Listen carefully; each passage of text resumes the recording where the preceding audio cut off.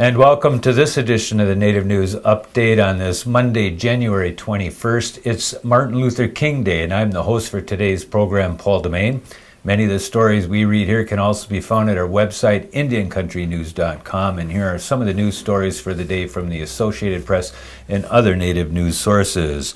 A recent study commissioned by the Washington State Supreme Court says minority youth are arrested and in the court system there more often than their white counterparts. The study by the Washington State Center for Court Research says that over the past 5 years, African American youth were nearly 250% more likely to be referred to juvenile court for prosecution than their white counterparts. Their ratio is followed by Native American youth, which were 80% more likely to be deferred. Furthermore, minority youth were nearly 85% more likely to be arrested than white youth statewide. But researchers said that number is likely much higher because counties count Latinos as white in their record keeping. The CEO of a South Dakota company created to provide a healthy snack for American Indians has won a leadership award. Carleen Hunter is the CEO of Native American Natural Foods. The Kyle-based company is known for launching the buffalo and cranberry Tanka bar, Tanka bites, and Tanka dogs. The items were based on traditional native food. The National Association for the Specialty Food Trade, Inc., a not-for-profit trade association, is honoring Hunter with a leadership award. The award honors those who have not only advanced food standards in society, but are making significant impact through visionary social, economic, and environmental efforts. The award will be presented during a food show in San Francisco on January 22nd.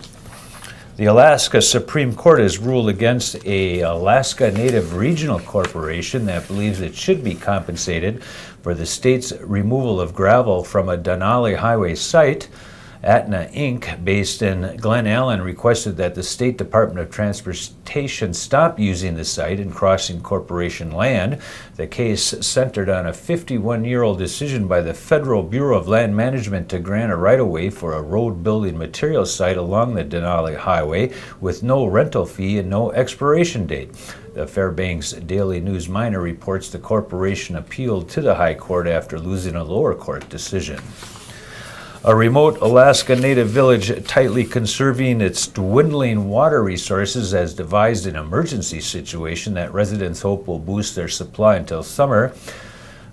Kaivalina's water plant manager is building a 26-foot sled to transport 6 large portable containers to the Wuluk River and collect water directly from a hole drilled through the ice there, Village Administrator Janet Mitchell said. Also coming to the Arctic community are repairs to a small generator for the on-site pumping. Mitchell said the idea is to use a village dozer or dump truck to tow a 275-gallon container and pumping system to the river, then tow the filled containers to the water plant for treatment. Kaivalina fell into its water crisis after the local water supply pipeline was damaged by late summer storms before the community's 2 water tanks could be filled completely. The federal government is proposing new limits for pollution from a coal-fired power plant on the Navajo Nation that it says will improve visibility at places like the Grand Canyon, but it could come with a price tag of more than $1 billion, according to the plant's owners. The U.S. Environmental Protection Agency gave notice in 2009 that it was considering whether to require upgrades to pollution controls at the Navajo Generating Station in Page.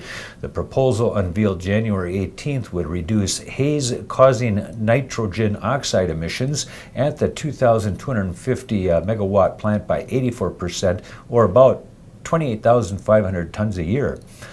The federal government created the power plant to ensure a low-cost water supply for the Central Arizona Project, which delivers Colorado River water through a series of canals to Arizona's major metropolitan areas. It also fuels the economies of the Navajo and Hopi tribes and fulfills water settlements with other tribes in the region. A fight between the Yakama Nation and the state of Washington over a deal that allowed the tribe to buy bulk fuel that was mostly free of Washington fuel taxes should be settled in federal court. That's according to a ruling last week by U.S. District Court Judge Lonnie Succo. At stake is nearly $20 million in fuel taxes the state claims the tribe owes, the Yakama Herald Republic reported last week. Succo's ruling also tossed out a previous Yakama tribal court ruling that blocked the state from canceling the agreement and enforcing state fuel tax laws on tribal lands.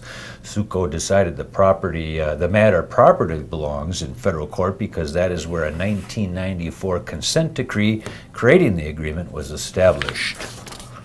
A suspended member of the Blackfeet Tribal Council sued last week to be reinstated, escalating an intra-tribal power struggle that has left a 5-member faction to rule the governing body since August.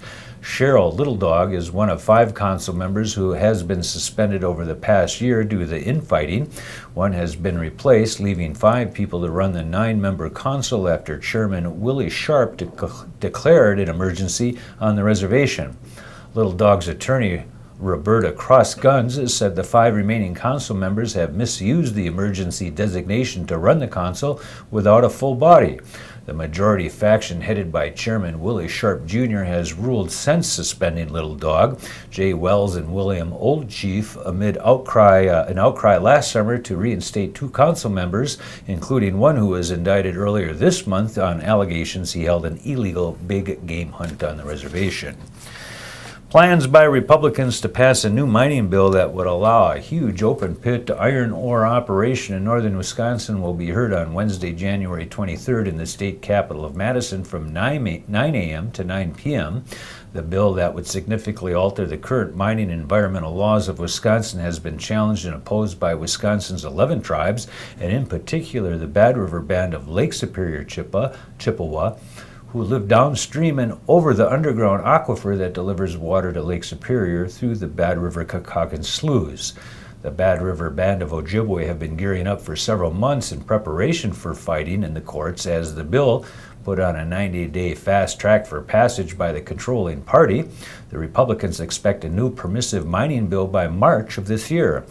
The Ojibwe are concerned about water quality and other off-reservation treaty resource issues since the Bad River and Kakagan sloughs are home to an annual harvest of thousands of pounds of wild rice that are susceptible to water quality issues like sulfides from mining.